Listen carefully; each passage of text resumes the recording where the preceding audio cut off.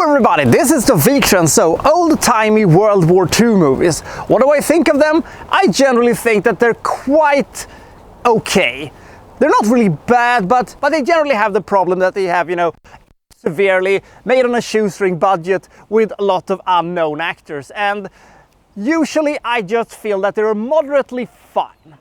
But one movie apparently stands head and shoulders above the rest of them, at least according to Congress, who has, selected The Walk in the Sun as a movie to be, saved for future generations. And it has, been called, ahead of its time and, a technical marvel and stuff like that. When I saw this movie the first time, I kind of saw what they, meant, and I actually thought this movie was a lot better than I expected it to. But so many years have gone since I saw it the last time that I felt that I had to rewatch it to be sure that the rating I gave it the last time was correct. It was not. I actually doesn't think that it is as good as it was when I saw it the last time. I can see what they were thinking. I can see the technical aspects of this movie that, led to improvements in filming techniques and stuff like that, but this movie has a lot of problems that I cannot look away from. This is going to be a mostly negative review, but this is not a bad movie. This is just a movie that I think have a lot of flaws that it cannot quite overcome. What are those flaws and what is A Walk in the Sun? That's what we're going to find out, because this is A Walk in the Sun. And they took a little walk in the sun. God damn it, I got so sick of that song so fucking fast.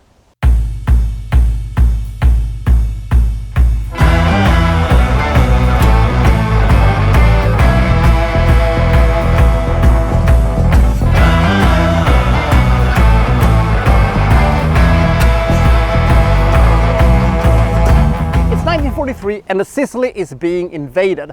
A small part of this invasion is the Texas platoon. In the beginning of the movie, we have all of these characters being presented to us, one after the other. It goes a little bit too fast and we kind of doesn't know who is who, and we forget the names of them. We kind of remember them on, the traits. The guy who talks about Tibet, the guy who wants to smoke, the guy who has shell shock and stuff like that. We get to sort of get to know them, but there are too many and they are presented a little bit too fast and they all kind of look the same, so it's difficult to remember who's who. But anyway, the problem for the Texas platoon is the fact that their lieutenant is killed and they've also lost several other key figures of the top brass within this platoon. So they're going to have to improvise. They have a very simple mission ahead of themselves. They're going to find this farmhouse that apparently lies a little bit further up. They're going to, take control of it and secure it so that more reinforcements can come and secure a larger area. That's their mission, but they're kind of lost and they kind of don't know where the enemy is or how they're going to do it. And they're going to have to improvise, as I said. Will they be able to find the warehouse, and will they be able to take it if it is fortified? Spoiler alert, it is. So that is essentially what this movie is. It's a small platoon that's going to move from the beach to a farmhouse to try to secure it and wait for reinforcement, and hopefully that will, be a small part of, the war effort to end World War II. I like the fact that this movie is very, very much, a small story. We just have these guys walking around and trying to, find their way in Sicily and try to, find the Germans and survive if they're attacked, and trying to figure out what to do. It is kind of fascinating, but the movie is a bit too long for its own good, and good gods. And sometimes we have these sequences that just goes on and on and on, where people have verbal diarrhea and just keep talking about things. Where is the next, world war gonna happen? Tibet says some, and some is talking about the cruelty of war, and they're having these poetic things that they're trying to say, I guess, and it could have worked, but it also doesn't, because we don't really care that much about these guys because they're not that interesting. They're almost caricatures of characters, but I wouldn't hold that so much against this movie if it wasn't that long. And also, a lot of things is not happening in this movie. There's a lot of waiting around for things to happen, which I think actually was how a platoon would, see the invasion of Sicily, walking around trying to find their ways and, trying to find ways to, communicate with headquarters and stuff like that. This is not a Patton-esque story where they, have these grand plans and we see, Patton basically playing with his army and I'm gonna, go here and I'm gonna take the Germans there and it's gonna be great. And we don't really get to see what the GIs on the ground are thinking about this thing. We just see what Patton thinks and what the top brass thinks. This is a totally different story, and I kind of like that, but there is also a limitation to what you can do with it. The few action sequences we have are actually quite good. I guess that is, the sequences that got famous.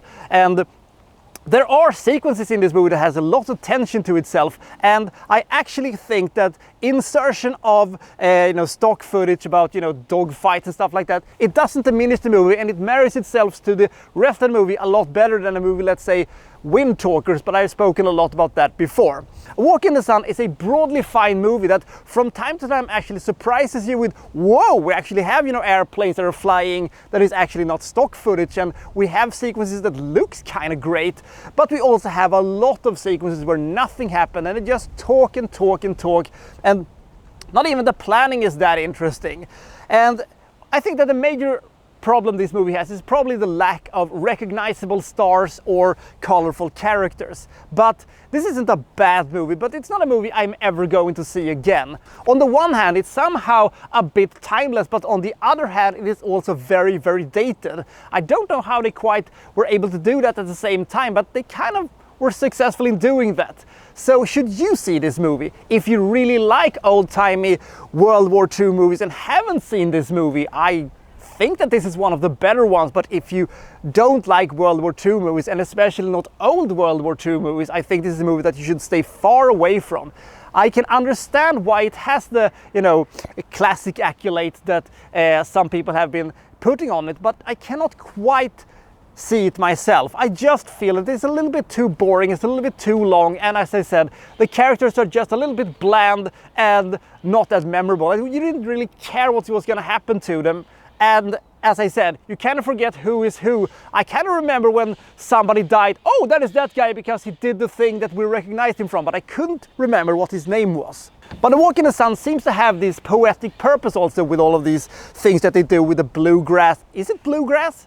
The songs that are playing and, talking about what they're doing currently and stuff like that. Some people probably like that more than I did, but it made me think about another movie that had, poetic ambitions in World War II, The Thin Red Line. Another movie that I didn't like, was 3 hours long and basically just had a middle. It didn't have a beginning, it didn't have an end, but it did have a couple of sequences that were absolutely fantastic, and then we had about 2.5 hours of absolute nothing after that. This movie, I think, is better than The Thin Red Line. It is not a movie I'm going to remember. It's not bad, it's just kind of forgettable.